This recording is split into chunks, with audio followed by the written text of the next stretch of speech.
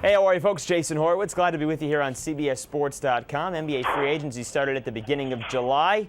Now we're at the beginning of August, and of course, as you'd expect, it's cooled off. Let's bring in our CBSSports.com NBA columnist, Ken Berger, to talk about it. And Ken, mad dash at the beginning. Now things start to trickle off. What's the best of what's left? Well, really, probably the best guys available still are the restricted guys. David Lee and Nate Robinson in New York. Ramon Sessions, the Bucks point guard, is probably going to get an offer from the Knicks this week. And Ray Felton's been, a little bit unhappy, and vice versa in Charlotte, but it looks like he's probably going to stay there. And that's the case for a lot of these restricted guys. The rules are so prohibitive against them leaving that it just becomes almost impossible to do sign-in trades and to find for them to find fair value on the market. How much has the economy affected the offer sheets for these restricted free agents? Well, I think what the economy has done is there's always kind of a bargain hunting period here in August and sometimes into September. And I think what the economy has done is it's accelerated that, and it's made the wait and see period a lot longer.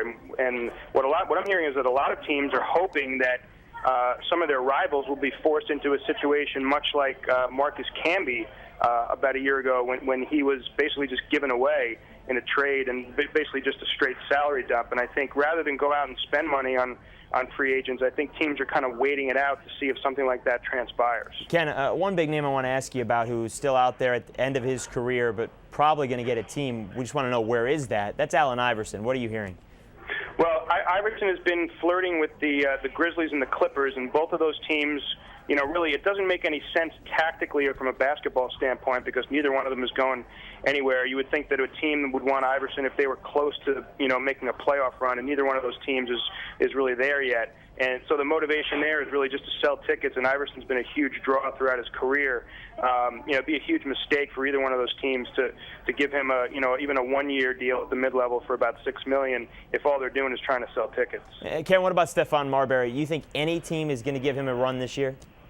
Not after his performance on the streaming video that some of us have been gawking at and really in disgust, really. I mean, at what's going on with him. Initially I thought Boston would want to have him back, even though he didn't really contribute much there. He gave him a little bit of a stopgap behind Rajon Rondo in case somebody got into foul trouble or got hurt.